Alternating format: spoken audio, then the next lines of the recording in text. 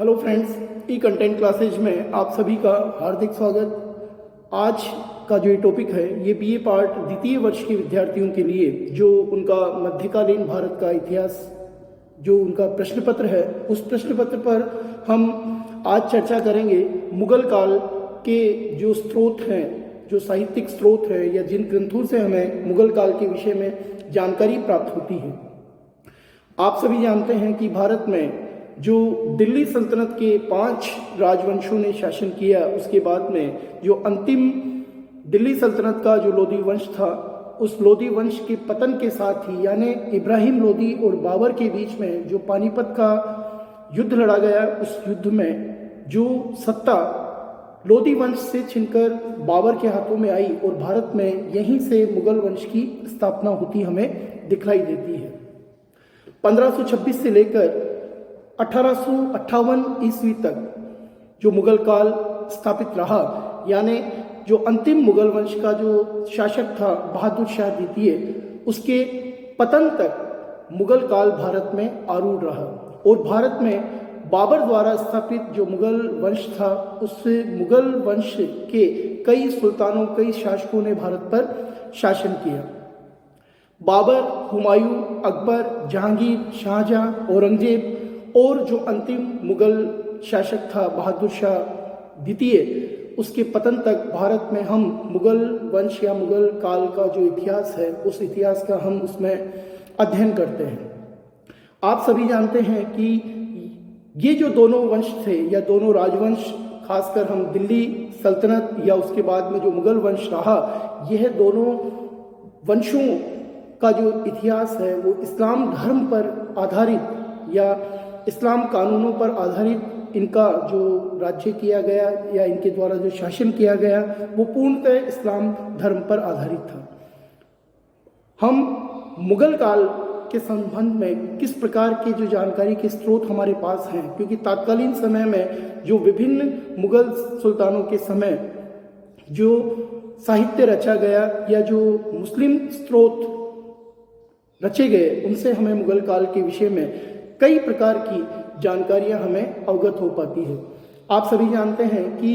मुगल शब्द की जो उत्पत्ति हुई है वो मंगोल शब्द से हुई है और मुगल मंगोल शब्द का ही फारसी रूपांतरण है। सल्तनत काल में अगर हम बात करें तो सल्तनत काल में जो मध्य एशिया की जो जाति थी, मंगोल जाति थी, यह पश्चिमोत्तर दिशा से भारत पर निरंतर आक्रमण इसके द्वारा किए जा रहे थे। हम दिल्ली सल्तनत के जो गुलाम वंश था उसमें इल्तुतमिश के शासनकाल में भी हमें यही मंगोल जाति के आक्रमण, जिसमें चंगेज खां द्वारा जो भारत पर आक्रमण करता हुआ हमें नजर आता है, और उसके बाद में समय समय पर यही मंगोल जाति भारत पर या भारतीय सीमा पर आक्रमण और अतिक्रमण करती रही। इन आक्रमणों का जो सामना है वो दिल्ली सल्तनत के सुल्तानों को करना पड़ा और अंतिम जो तुगलक शासक था, उस तुगलक शासक के समय में भी तैमूर ने भारत पर आक्रमण किया और उत्तरी जो सीमा थी, उत्तरी भारत की जो सीमा थी, उस तक उसकी पहुंच बन चुकी थी। तो इस प्रकार ये जो मुगल थे, यह इन्हीं दो विदेशी आक्रमणकारियों के ये वंशज थे। 1526 में जब जहीरुद्दीन बाबर ने भारत में आक्रमण किया और भारत में मुगल साम्राज्य की नींव रखी, तो यह मुगल साम्राज्य 1526 से लेकर 1858 तक, यानी अंतिम जो मुगल सम्राट बहादुर शाह द्वितीय था, उसके सिंहासन से उतारे जाने तक यह मुगल साम्राज्य चलता रहा। हम मुगल काल के इतिहास को जानने के लिए ऐसे क्या क्या स्रोत हैं जिनसे हमें मुगल काल के विषय में जानकारी प्राप्त होती है। तो सबसे पहले हम मुगल वंश के जो संस्थापक था बाबर के समय में जो ऐतिहासिक स्रोत या जो ग्रंथ लिखे गए, उन ग्रंथों में सबसे पहले हम बाबरनामा की बात करते हैं। बाबरनामा जो था वो इस बाबरनामा में बाबर की आत्मकथा लिखी हुई है और इस आत्मकथा से हमें कई प्रकार के मुगल वंश के विषय में ऐतिहासिकता हमें इस ग्रंथ से प्राप्त होती है। बाबर के जीवन तथा चरित्र के विषय में अब तक जो हमें जानकारी प्राप्त हुई है, उस जानकारी का बहुत बड़ा भाग हमें इस ग्रंथ बाबरनामा से प्राप्त होता है। और तात्कालीन समय की जो भारत की राजनीतिक स्थिति थे, उस राजनीतिक स्थिति के विषय में भी बाबरनामा ग्रंथ से हमें काफ़ी जानकारी प्राप्त होती है। बाबरनामा बाबर की आत्मकथा है और इस समय जो विभिन्न जो दशाएं थी, सामाजिक स्थिति थी, धार्मिक स्थिति थी या आर्थिक स्थिति थी, उसके विषय में भी हमें बाबरनामा के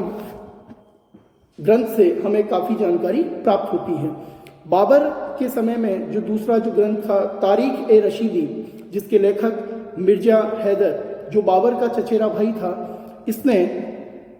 बाबर की मृत्यु के 17 वर्ष बाद बाबरनामा की कमी को पूरा करते हुए इस ग्रंथ को लिखा। और यह भी बाबर के समय की तात्कालीन स्थिति की जानकारी के विषय में बहुत महत्वपूर्ण ग्रंथ है।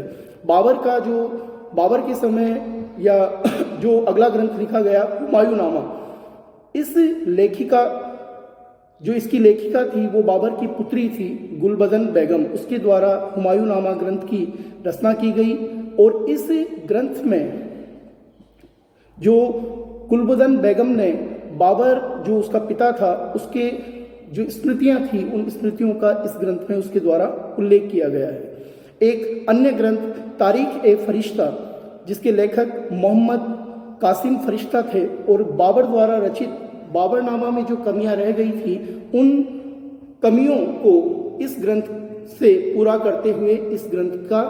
को लिखा गया या निर्मित किया गया। इस प्रकार ये जो बाबर के समय में जो महत्वपूर्ण ग्रंथ थे, इन ग्रंथों से हमें बाबर के समय की तात्कालीन स्थिति की जानकारी प्राप्त होती है। बाबर के बाद में अगर हम इन्हीं ऐतिहासिक स्रोतों की बात करें जो हुमायूं के समय लिखे गए, उसमें सबसे पहले हुमायूंनामा जो ग्रंथ था, इस ग्रंथ में जिसकी रचना जो हुमायूं की बहन थी गुलबदन बेगम, उसके द्वारा इस ग्रंथ को लिखा गया। और इस ग्रंथ में 1580 से लेकर 1590 के बीच में इस ग्रंथ को लिखा गया। और इसमें जो टिप्पणियां मिलती है वो बाबर के जीवनी के संबंध में, आत्मजीवनी के संबंध में, और कई ऐतिहासिक जानकारियां हमें इस ग्रंथ से प्राप्त होती है। इसी प्रकार जो एक अन्य ग्रंथ जिसका नाम भी हुमायूंनामा था और इसकी जो रचना थी वो ख्वाजा मीर ने की है, और इसका दूसरा नाम जिसे कानून ए हुमायूनी कहते हैं। और इस ग्रंथ से भी हमें सन 1534-35 में जब हुमायूं गुजरात में युद्ध कर रहा था, तो उस समय की जो घटनाएं घटी उसका उल्लेख हमें इस ग्रंथ में मिलता है। इसी प्रकार हुमायूं काल के जो ऐतिहासिक स्रोत के रूप में जो अन्य ग्रंथ हैं, उसमें तज़किरात उल वाक़ियात, जिसकी रचना जौहर कृत द्वारा ये लिखा गया। और ये जो जौहर था ये हुमायूं का एक निजी सेवक था और इसने अकबर के शासनकाल के 30 वर्ष बाद जो अपनी स्मृतियां लेखपत की थी, उनका उल्लेख इसमें किया गया है। इसी प्रकार तबकाते अकबरी, जिसका जो लेखक था वो निजामुद्दीन अहमद कृत द्वारा ये ग्रंथ लिखा गया। और यह बहुत बड़ा ग्रंथ है और इसमें हुमायूं से संबंधित जितने भी प्रकरण हैं, उन प्रकरणों का इसमें उल्लेख किया गया है, जो इतिहास में एक बहुत बड़े उपयोगी स्रोत के रूप में हमें प्राप्त होते हैं। इस प्रकार हुमायूंनामा, तज़किरात उल वाक़ियात और तबकाते अकबरी, जो हुमायूं काल के समय के जो ग्रंथ हैं, ये अपने आप में काफ़ी ऐतिहासिक दृष्टि से काफ़ी महत्वपूर्ण ग्रंथ हैं, जिससे हमें तत्कालीन समय के विषय में जानकारी प्राप्त होती है। इसी प्रकार जो शेरशाह कालीन जो ऐतिहासिक ग्रंथ हैं, उन ग्रंथों में सबसे पहले तारीख ए शेरशाही, जिसको तूफ़ात ए अकबर शाही भी कहते हैं, और इसका लेखक जो था वो अब्बास खां सरवानी था, जिसके द्वारा ये ग्रंथ लिखा गया। ये ग्रंथ की जो रचना की गई वो अकबर के आदेश से की गई थी। इसमें लेखक ने स्वयं ये कहा है कि उसका शेरशाह के परिवार से वैवाहिक संबंध था, इसलिए सफल और साहसी बादशाह के जीवन और चरित्र के विषय में उसको बहुत सारी जानकारियां थी, जिसके बल और कौशल से उसने ताज प्राप्त किया था। इसी प्रकार जो शेरशाह के काल में जो अन्य ऐतिहासिक ग्रंथ है, उसमें गैर अफगान ग्रंथ, जिसमें बाबरनामा तारीख ए रशीदी, हुमायूं नामा और तज़किरात उल वाक़ियात आदि जो ग्रंथ हैं जिनका बाबर और हुमायूं के इतिहास में जो अपन ने हवाला दिया है, इस काल के इतिहास की जानकारी के मूल्य परक ऐतिहासिक स्रोत हैं। इसी प्रकार जो अन्य ग्रंथ हैं उसमें मुंतख्वाब उल तवारीख का भी नाम आता है, जिसका जो रचयिता था या लेखक था वो अब्दुल कादिर बदायूनी था, और इसने अपना जो ये ग्रंथ लिखा वो व्यक्तिगत जानकारियों के आधार पर इसने इस ग्रंथ की रचना की। इसी प्रकार जो अकबरनामा जो ग्रंथ था, इसका जो रचयिता था या लेखक अबुल फजल कृत द्वारा, यह लेखक ने शेरशाह और इस्लाम शाह का वर्णन इस ग्रंथ में किया है, और इस प्रकार शेरशाह के जो बंदोबस्त थे या शेरशाह ने जो प्रशासनिक के जो सुधार किए, उन सुधारों के बारे में भी हमें जानकारी इस ग्रंथ से प्राप्त होती है। इसी प्रकार एक अन्य जो ग्रंथ था जिसमें तारीख ए फरिश्ता, इसमें हमें सूर शासकों या सूर वंश से रिलेटेड या उनकी जो कुल या परंपरा थी, उस परंपरा के विषय में भी हमें जानकारी प्राप्त होती है। इसी प्रकार जो मुगल सम्राट अकबर था, अकबर के काल में भी कई ऐतिहासिक ग्रंथ लिखे गए, जिससे हमें अकबर के समय की जो तात्कालिक स्थिति थी उस स्थिति पे हमें प्रकाश पड़ता है। जिसमें सबसे पहला ग्रंथ आईने अकबरी, जिसका रचयिता या लेखक जो था वो अबुल फजल अलीमी द्वारा इसको लिखा गया था। इसमें जो बादशाह की सुंदर जो उक्तियां हैं वो उक्तियां इसमें संकलित की गई है, और अकबर के समय की जो शासन व्यवस्था है उस शासन व्यवस्था पर के बारे में भी जानकारी प्राप्त होती है। इसी प्रकार अकबर के काल में एक अन्य ग्रंथ लिखा गया जो ऐतिहासिक दृष्टि से काफ़ी महत्वपूर्ण है, उसमें अकबरनामा का नाम भी विशेष रूप से आता है। इसका रचयिता भी अबुल फजल था, और इसने 1602 ईस्वी तक के आरंभ तक अकबर के राज्य के जो 46वें वर्ष तक का जो हाल है, उस घटनाएं हैं, वो सब इस ग्रंथ में लिखी गई है। इसके बाद तारीख ए बदायूनी या मुंतख्वाब उल तवारीख का, जिसका हमने उल्लेख पहले भी किया है, यह ग्रंथ बादशाह के जीवन काल में छिपाकर लिखा गया था, और इसमें जहांगीर के गद्दी पर बैठने के बाद इस ग्रंथ को प्रकाशित किया गया। इस प्रकार जो अन्य ग्रंथ है अकबर काल में जो लिखा गया, तबगात ए अकबरी, यह ग्रंथ भी ऐतिहासिक दृष्टि से काफ़ी महत्वपूर्ण है, और इसमें हमें इसके जो रचयिता थे वो निजामुद्दीन अहमद द्वारा इस ग्रंथ को लिखा गया। इसके अलावा जो फरिश्ता, जिसका उल्लेख हमने पहले भी इसके किया है अन्य ग्रंथों में, इसका जो दूसरा नाम था वो मोहम्मद कासिम हिंदू शाह था, और इसके द्वारा जो ग्रंथ लिखा गया है उसका जो आधार है तबकाते अकबरी परंपराएं और जो उसके व्यक्तिगत अनुभव है उसके आधार पर इसने ग्रंथ की रचना की। इस प्रकार जो अकबर के समय में भी जो कई सारे ग्रंथ लिखे गए, उन ग्रंथों से हमें मुगल काल के विषय में जानकारी प्राप्त होती है। इसी प्रकार जो जहांगीर था, जहांगीर के समय में भी कई ऐतिहासिक ग्रंथों की रचना की गई, जिसमें अबुल फजल कृत द्वारा जो अकबरनामा है, जिसमें जहांगीर के जन्म, शिक्षा और उसके प्रारंभिक जीवन के बारे में जानकारी प्राप्त करने का यह एक महत्वपूर्ण स्रोत है, और जो इसमें तारीखें दी गई हैं वो तारीखें भी अपने आप में काफ़ी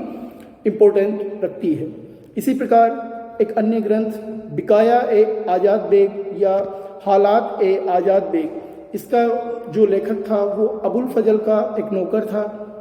जिसे तात्कालीन समय की घटनाओं का खूब ज्ञान था, और इसके द्वारा यह ग्रंथ लिखा गया। इसी प्रकार जो अन्य जो संसाधन हमें मुगल काल में या जहांगीर के समय में प्राप्त होते हैं, उसमें जिन ग्रंथों में तस्नीम ए वाक़ियात ए जहांदारी, जिसकी रचना मोहम्मद हादी द्वारा की गई, इकबालनामा जहांगीरगिरी मदामत खां द्वारा कृत, और मासीर ए जहांगीरी, जिसकी रचना कादम खां द्वारा की गई। इसी प्रकार इंतिखाब ए जहांगीरी, जिसकी रचना शेख अब्दुल वहाब द्वारा की गई। ये सब जो पुस्तकें हैं ये मुगल काल के में लिखी गई हैं और काफ़ी अपने आप में इम्पोर्टेंस रखती है, जिससे हमें मुगल काल की विभिन्न स्थितियों के बारे में जानकारी प्राप्त होती है। अगर हम तत्कालीन समय में क्योंकि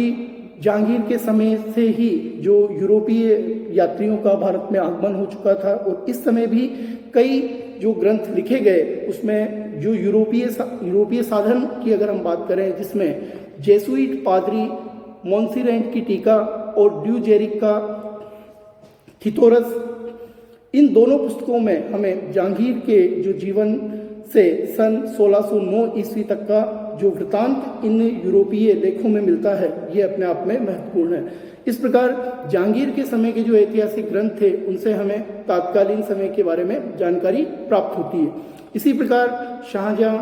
के काल में जिन ऐतिहासिक ग्रंथों को लिखा गया उसमें